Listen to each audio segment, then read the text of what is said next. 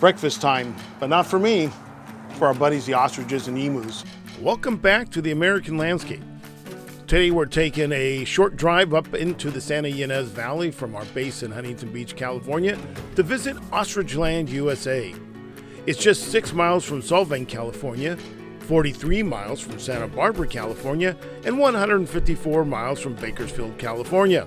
Well, it looks like we're turning into the parking lot, so we're going to park and then we're going to go find Blake, who's going to show us around, tell us a little bit about ostriches, maybe even let us feed one. One country, 50 states, and many roads. It's all about the American road trip.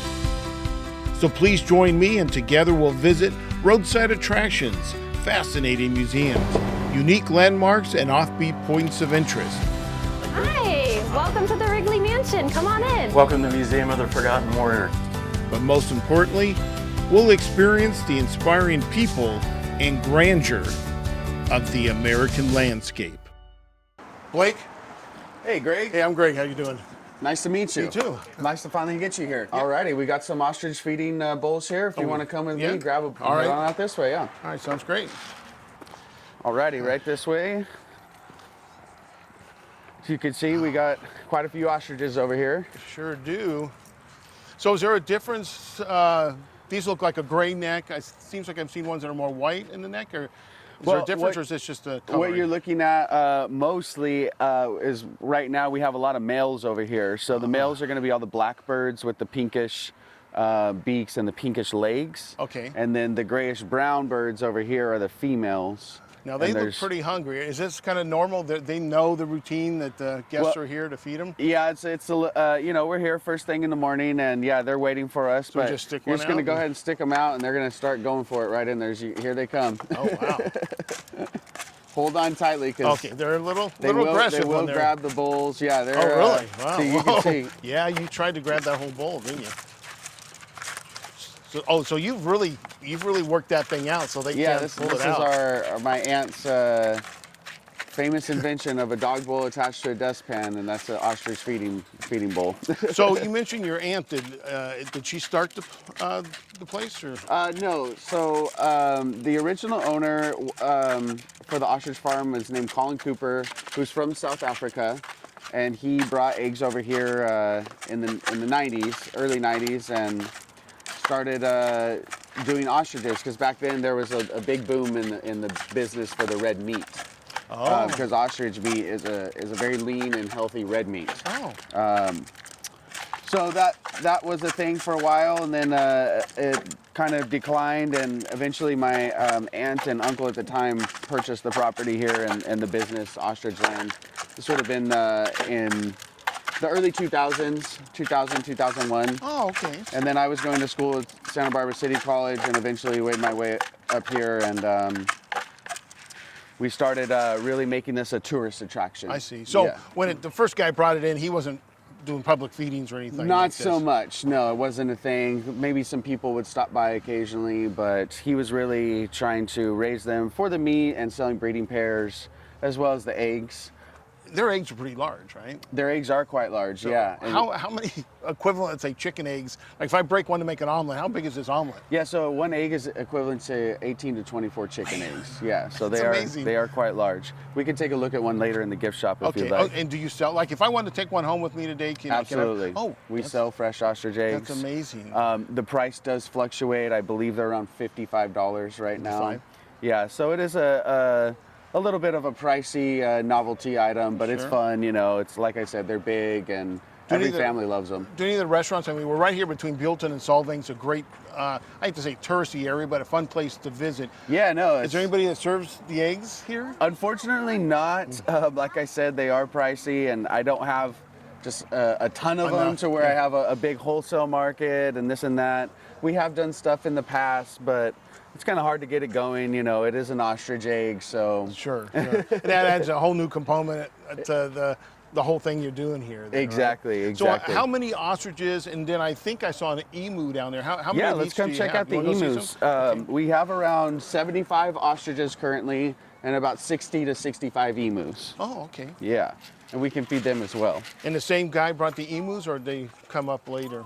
I'm not 100% sure about the emus, but I can tell you when we purchased the business, there was only a few emus here, and we've actually hatched most of the emus that are on site. Oh, okay. Yeah. Now, are there names or their nicknames? Can you tell them apart, or? You know, when they're younger, we give them names and stuff, but eventually they all get older and they have the same demeanor and they just want to eat all day and just kick back. So now, will they eat anything that's out there, like the grasses and stuff? Yeah, especially when we get a nice good rain. We do get a lot of natural grass out here, and they really love that. Both the emus and the ostriches will go heavy on the grass. They also eat rocks and a little bit of dirt because they have a gizzard that helps them digest their food. So this is nice. So I see some folks here. They just at their own pace. They just move through and feed. Yeah. You know, different times of the year, and weekends are obviously quite busy. We invite customers year round. Just about, I think we're 364 days a year. So what's it cost to get one of these? Yeah, we think it's pretty reasonable. So to come into OstrichLand, it's $7 general admission. Okay. Children 12 and younger are $3. We do have a military rate of $5 per person. Thank you. And then, yeah, absolutely. And then to feed the suckers, it's $1 per bowl. So if you want to get them, if you want to get 10 bowls, you can get 10 bowls. If you want to get one, you don't have to get a bowl at all. You can just come and view the animals, take pictures. Yeah, we have really nice landscape here, and you can just view the animals. People are either thinking they're very beautiful, or they're very intriguing, or they're very prehistoric. They really are just unique and kind of funny birds. That they are, yeah. Wow. Yeah. Now, I heard something about like the ostriches. I see one flapping its wings right now. The emus don't have that same wing structure? No, they don't have. The ostriches, actually, their wings, though not for flying, they do serve a purpose. You know, when they're running and stuff, they give themselves wings, dust baths with their wings a lot. They show their dominance with their wings. So they do use their wings purposefully. Okay. Whereas the emus, they just really have kind of a tiny little wing that's hidden in their feathers. They call it a vestigial wing, essentially meaning it's doesn't serve a purpose anymore. Okay, and they don't get as big. I think it was No. So quick fact: the ostrich is the largest bird in the world. They say they stand around 8 to some say 9 feet tall. That's when they're getting really big up there and bowing their wings out.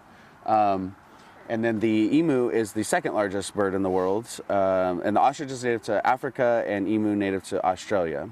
And emu are around 6 feet tall, I would say. And Yeah. I keep hearing this like guttural, like, is that one of these? A lot animals? of different noises. Yeah, you would think it's the ostriches, but it's the emus that have their different calls that they make. And really, when you look at the emu, which we're about to do, you can't really tell the difference between the male and the females, but the sounds that they make is what gives you the hint. So I see. One of them makes like a bass drumming sound noise, a doom doom doom, and the other one does kind of we call it a pig's grunt, but more of a root root root kind of noise. So let's go check them out. You can see all the emu over here are Wow, yeah, there's a lot of them. ready to eat. They sure are. They're like, come on, where is it? Here, let me give you a little bit more of that. Okay. You can tackle these. All right. I can get you some more later if you like. Look at he's already spying. No, it they're out. ready. They're gonna go for him. All right. So do they know you when you come out? I mean, as a keeper and a. Unfortunately, not. It's more about this. Yeah, you know, we raise them from the time they come out of the shell and everything, but we raise them as a herd, and once they're past their early stages where, you know, we really got to baby them and keep an eye on them, and we get them part of the herd after about a year, they really adapt to just living on the land out here, drinking the water from the water buckets. And he looked disappointed. He saw your bowl. That I was know empty. he is. He's like, hey man, I remember you. I'm all out of food, buddy. You can see the emus are pretty docile. They're not.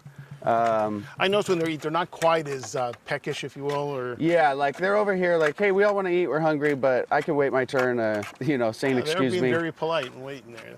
Now, the babies I see behind you, is this where you raise the babies? Yeah, so just right behind me, this is our baby pen that we use for both the ostrich and the emu. And currently we have 4 baby ostriches in here. Oh, ostriches. Oh, these are not baby emus. No, these are baby ostriches. Oh, see the coloring. I just kind of assumed. These guys over here. Yeah. We use this pin for both the emus and the ostriches. Okay. Sometimes you wish you could get them over here. So Come here, guys. does the mother, wean them or feed them at all, or is it strictly Well, we're taking the eggs and incubating them. So Okay. in this room over there, we have a few incubators. We have done natural births out here and let them just hatch the eggs in the field. That was back in the early days. Unfortunately, it's in the wild, it's kind of the strong survive. So the mother does her motherly duties, but it's up to the baby to, hey, follow along and stuff like that. So we learned real quickly, like, oh my gosh, there's birds running around all over the place. And So once you're hatched, they're immediately walking? no, it takes a few days. So yeah. they're in a fragile state for a couple days and trying to gain their energy. And it's really just, Wow. I know you didn't get that on camera, but we just found out at the dinosaur place we went to in Utah, the way he just sat was almost exactly how they described some fossils they found, how they believe the dinosaurs did. And when Would he sit put down, he put his like arms or feathers, wings up there, it's like matching exactly what he did. Well, maybe we'll have to keep the thing rolling. We maybe get that happen again. That was really cool. yeah, they say they're very prehistoric. I mean, we hear it all the Yeah. time. A lot from children, that are into the dinosaurs. Yeah. And Well, they told us, the paleontologists told us that they study these guys, and their patterns and their feet are very similar to what they believe the dinosaurs were, and based on the tracks they find and stuff. So yeah, you look at their lower half, you're like, yeah, that looks dinosaurs. yeah, that looks like what we see. Well, I know in Jurassic Park, the same thing. They've looked at a lot of ostrich features for the movie. You're gonna have to give me some info on the paleontologists, and maybe we can get some more educational facts out here. Yeah, that'd from be great. them. So how long does it take for their color to change, like we're seeing on the big ones out? That's a good question. As you can see with these little guys, there's one that's bigger over here. These three are from a newer hatchlings, obviously. So this guy right here, these guys are right around 2.5 months old, and this guy's closer to 4.5 months. By the time he's about a year, you'll see him pretty much full grown, and his feathers start to change color. Okay. They'll start to get a little bit darker, and if he's a male, or they'll really start to get grayish brown, and so it takes about a year. So I take it the way they're hatching and all, there's really no familiar type of thing going on with the mothers and the hatchlings. Yeah, there's not, because we take the eggs, we pick the eggs up daily here. And then when we hatch, it takes 45 days on average for an ostrich egg to hatch. We don't put them back with the main herd until they're about 1.5 years anyway. Now, prior to that, when they were doing some out in the field, did the mothers stay around a lot, or once they get so big, they're like, you're on your own? Well, we noticed right away that the other birds are not nice to new birds. So, that was a challenge. So then we started segregating some just for raising to breed, and they would do a pretty good job. But like I said, it would be really fun and cute to see the mom and the babies roaming around, which they would do. But then we'd be like, wait a minute, I thought there was 10. How many did you count? Like, there's only 6 here. Well, where's the other 4? They're roaming around here somewhere. So it's just, one of those things with the hand of a human, we can have a little better success rate out here, in other words. As you can see, we have squirrels, we have lizards, we have all kinds of other natural wildlife. Do they eat any of those? No, surprisingly, the ostriches and the emus, for the most part, they are herbivores, but they are really omnivores, because they'd say they do eat like some small insects and things like that. Okay, and do they have little teeth in there? I couldn't really tell. No, there's no teeth, just beaks. Just beaks. It's very easy to, I was telling this customer the other day talking about the birds, and she goes, "Where's all the birds at you keep talking about?" I'm like, "The emus and the ostriches." She's like, "Oh my gosh, they're birds, that's right."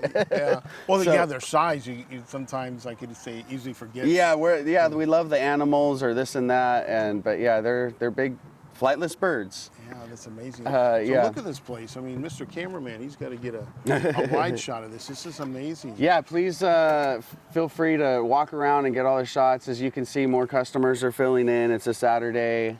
And then I take it like that's a big water. They get water out there in that tank, or no, that's a feed silo. Oh. So these are our feed silos. There's all this feed is in there. Okay. All their water tanks are just troughs that they're all on automatic pumps that fill up automatically. Now, is this? Do you spray water when it gets real hot out here? We have misters for the birds. We have sprinklers when it gets really hot.